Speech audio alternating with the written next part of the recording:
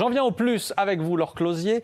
Ce soir, on l'a beaucoup dit ces dernières semaines, dans la restauration, l'aide à la personne, le numérique, le bâtiment, et j'en passe. Les besoins en recrutement des entreprises sont énormes en cette rentrée. Laure, c'est donc le moment d'envoyer des CV, mais grande question, comment faire pour sortir du lot? Maxime, qu'est-ce qui fait que vous êtes différent de Bruno Jeudi? Comment je vais faire en 20 secondes, c'est-à-dire le temps moyen que prend un recruteur pour regarder sur un CV, pour voir que vous êtes meilleur que lui? C'est pas facile. Total, par exemple... J'allais dire que c'est assez évident. Mais non, ça va être très compliqué, justement. Total, par exemple, reçoit chaque année 500 000 candidatures pour 10 000 postes. L'Oréal touche le million de CV reçus par an. Ce matin, Zeti, c'est un site d'aide à la création de CV, a analysé 670 000 CV envoyés par des candidats. Résultat, tout le monde écrit une page en bleu, en police centurie gothique et sur 2 colonnes. Bon, si je veux me démarquer, je ne vais pas me mettre à écrire en énorme, en vert, en oblique, dans une police compliquée, ça n'aurait pas de sens. Vous pourriez aussi faire un CV parfumé. C'est toujours sympa. Allez savoir, si vous êtes graphiste, vous pouvez être créatif, montrer ce que vous avez sous le pied. Mais si vous êtes comptable, trop d'originalité, ça va tout simplement vous mettre hors course.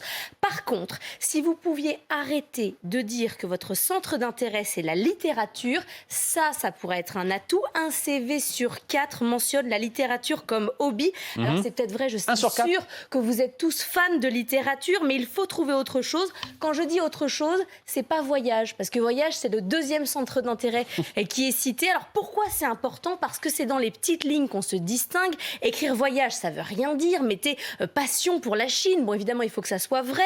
Votre meilleur atout dans la rubrique centre d'intérêt, c'est le sport ou l'associatif. Mais ne dévalorisez pas vos hobbies, les jeux vidéo, la cuisine aussi, c'est intéressant. Et puis, si vous vous occupez de vos parents ou de vos enfants, c'est une partie de votre vie, donc c'est une partie de votre CV. Bon, avant que je me trouve une passion cachée, est-ce qu'il y a des règles strictes, ça peut être ça, des règles strictes à vraiment respecter? Il y en a 3, expliquées par Pauline Lahari. Elle accompagne les demandeurs d'emploi dans la rédaction de leur CV. On l'écoute. Le premier élément, c'est la forme. Il faut que le design soit super clair, les informations clés en premier, les contacts, le profil et objectif tout en haut et qu'on ait vraiment une idée du profil avant de se lancer dans la lecture. Le deuxième point, c'est vraiment un contenu chiffré, très concret, avec des détails sur le budget géré par exemple, le nombre d'invités à un événement, quelque chose de très très factuel. Et la troisième chose, c'est vraiment un CV qui est adapté à l'offre d'emploi ou de stage, avec les bons mots-clés qui sont dans l'offre et qu'on va retrouver dans le CV. Les mots-clés, c'est absolument essentiel parce que vous ne le savez peut-être pas, mais ce ne sont pas forcément des humains qui vont lire votre CV. Ce sont des robots, des algorithmes qui vont détecter ou pas que vous avez une compétence. Vous, Maxime, je vous conseille de mettre gestion du direct. Ça fait chic, ça fait bien, ça. Dans l'action, comme ça, c'est bien. Si vous êtes ingénieur logiciel, les mots-clés, c'est plutôt JavaScript ou Python. Alors, on dirait un langage codé, mais il y a un peu de ça, c'est pour vérifier qu'on est bien entre professionnels. Alors, il y a des règles à respecter, mais il y a aussi des pièges à éviter. Il y a ceux qui écrivent trop, donc avec par exemple des CV 2 pages ou 3 pages. Aujourd'hui, c'est vrai qu'on préfère un CV un peu plus concis, donc une page, c'est de rigueur. On va avoir des CV aussi dont la photo professionnelle n'est pas hyper professionnelle, justement, qui est en selfie ou qui est prise lors des vacances ou lors d'un mariage. Donc vraiment aller en studio pour vraiment faire une photo qui tient la route.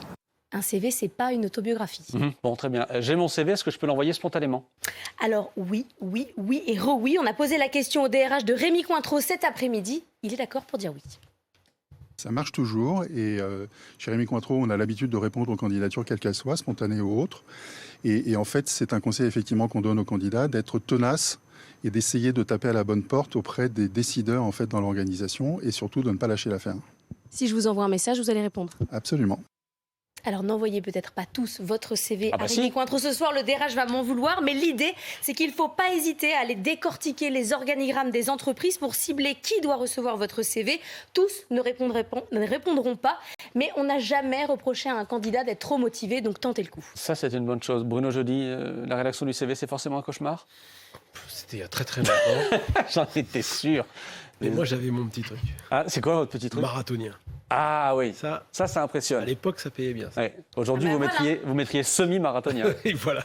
Ça impressionne quand même, semi-marathonien. Passion pour les têtes couronnées, ça marche aussi. À l'époque, je l'étais moins, mais je le suis devenu. Ça peut. Vous aviez un truc aussi, Bérangère? Non, alors moi non, mais je suis surprise de quand vous dites les parents, les enfants, etc. On peut les mettre en avant. Moi, j'ai aussi le sentiment que, et notamment nous les femmes, qu'on n'est peut-être plus obligé de dire qu'on est marié, divorcé, qu'on a tant d'enfants, etc. Est-ce que c'est encore d'actualité, franchement? Oui, je pense qu'il faut désormais parler de sa famille. Les entreprises cherchent à savoir qui vous êtes. Certaines mettent en place des aides pour les congés aidants, les congés parents. Il faut parler de vous. Vous ne pouvez pas mentir. Après, mais ce n'est pas un facteur dans le recrutement. Ça peut venir dans la conversation. On veut savoir qui vous êtes. Il faut vous démarquer. Il faut vous raconter. Bon, voilà pour les conseils de Laure Closier. Voilà pour le plus. Merci Laure. Il est 23h sur BFM TV.